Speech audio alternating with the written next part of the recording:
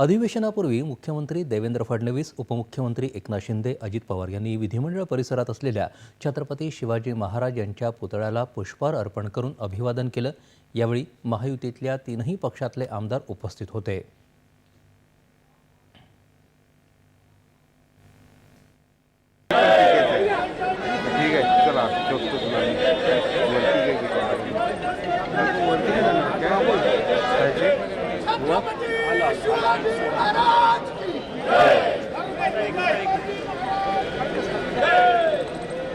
Chhatrapati Shivaji